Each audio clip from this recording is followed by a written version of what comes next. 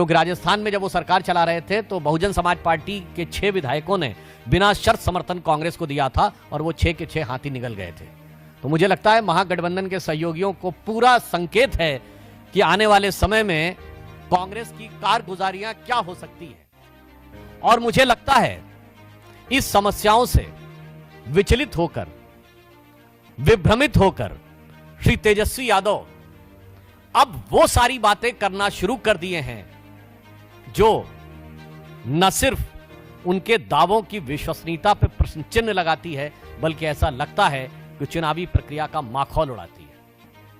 इससे पहले उन्होंने यह दावा किया था कि हर परिवार के एक व्यक्ति को सरकारी नौकरी देंगे। मुझे लगता है कोई भी गंभीर व्यक्ति समझ सकता है बिहार की आबादी वर्तमान समय के प्रोजेक्शन के अनुसार 13.5 करोड़ है और 4.2 पर्सन पर फैमिली ऑन एन एवरेज होते हैं। अगर आप उससे डिवाइड करें तो 3 करोड़ कुछ लाख के आसपास आता है। 23 लाख लोगों के पास सरकारी नौकरियां, उनको आप हटा दें तो भी 2 करोड़ 90 लाख के आसपास परिवार पड़ते हैं। और हर व्यक्ति को अगर आप सरकारी नौकरी देंगे तो मिनिमम 30-35 हजार तनख्वाह से लेकर 2 लाख तक की तनख्वाह होती है, यानी 70-75 हजार रुपए ऑन एन एवरेज सैलरी पड़ेगी। तो मतलब 10 लाख रुपए साल, और 10 लाख रुपए साल को अगर आप 2 करोड़ 90 से गुणा कर दें तो 29 लाख करोड़ रुपए। बिहार का बजट है 3,17,000 करोड़ रुपए। कहावत होती है उतने पांव पसारिए जितनी चादर होए, पर उतनी बात बोलिए जिसका 1/10 भी बजट न होए।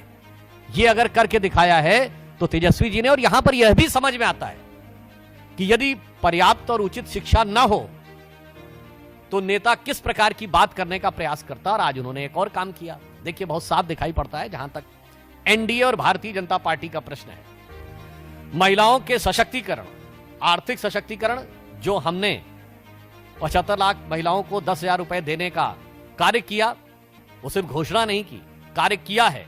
और बिहार में इससे पहले के दौर में भी श्री नीतीश कुमार जी के आने के बाद महिलाओं के और लड़कियों की शिक्षा के विकास से लेकर हमारी जब सरकार आई तब महिलाओं में शिक्षा दर बिहार में 33% थी, अब 74% है। अगर आप देखें तो कॉलेज यूनिवर्सिटी से लेके सरकारी पदों में भी 33% आरक्षण के साथ साथ पंचायतों में आरक्षण सुनिश्चित किया गया। महिला पुलिस बल बना है और सुकन्या योजना बहुत पहले से बिहार में चल रही थी। प्रधानमंत्री श्री नरेंद्र मोदी जी की सरकार आने के बाद अगर आप देखें तो बेटी बचाओ बेटी पढ़ाओ से लेके, चाहे हर घर शौचालय की योजना से लेके, मुद्रा योजना और स्टार्टअप से लेके वर्तमान समय में लखपति दीदी और ड्रोन दीदी तक, ये हमारा 10 साल का एक व्यवस्थित सोच है।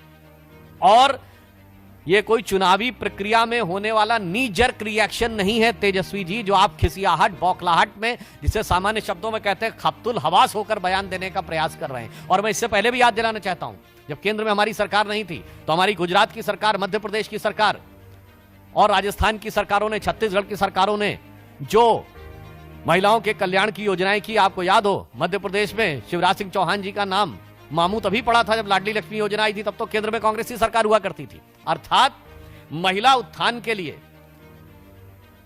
एनडीए की सोच प्रधानमंत्री श्री नरेंद्र मोदी जी के नेतृत्व में और बिहार में नीतीश कुमार जी के नेतृत्व में एक व्यवस्थित, व्यवहारिक और निरंतर सोच है। It is a methodical, consistent and pragmatic approach. जबकि उनकी तरफ से मैं सिर्फ यह कहना चाहूंगा, कई बार जो राजद के लोग बोलते हैं उनके मन का मनोभाव समझने का प्रयास करना चाहिए। आपने देखा जब तेजस्वी जी ने कहा था 10 लाख नौकरी देंगे, 20 लाख नौकरी देंगे, तो अंतर्निहित मनोभाव शायद जनता नहीं समझ पाई थी, अब समझ गई। उनका मनोभाव यह था 10 लाख में नौकरी देंगे, वो में शब्द छुपा ले गए थे।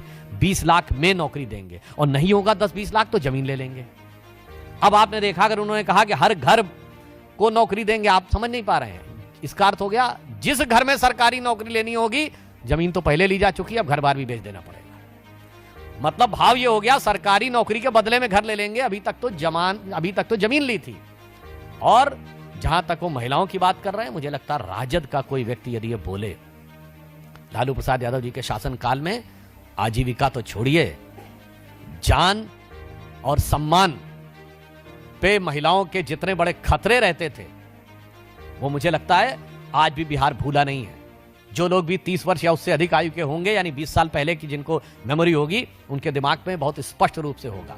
बहुत साफ बात है, जो लोग आज तक अपने शासनकाल में, देखिए राहुल जी की पार्टी का शासन 50 साल रहा भारत पे निरंतर, और उसमें तकरीबन 40-45 साल उनके परिवार का शासन रहा, और तेजस्वी जी के तो माई और बाप का शासन रहा। उसके बाद जो न कर पाए, आज यदि आप यह सब्ज बाग दिखाने का प्रयास करते हैं, तो मुझे हिंदी की वो कहावत याद आती है कि बाप न मारी मेढकी बिटवा तीरंदाज।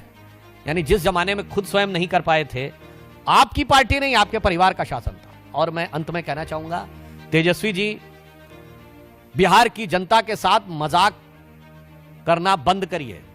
आपका गठबंधन और गठबंधन की सियासत अपने आप में मजाक बन चुकी है। बिहार बहुत प्रबुद्ध, राजनीतिक दृष्टि से बहुत जागरूक लोगों का प्रदेश है। यह भगवान बुद्ध का प्रदेश है। इसे बुद्धू बनाने का प्रयास मत करिए।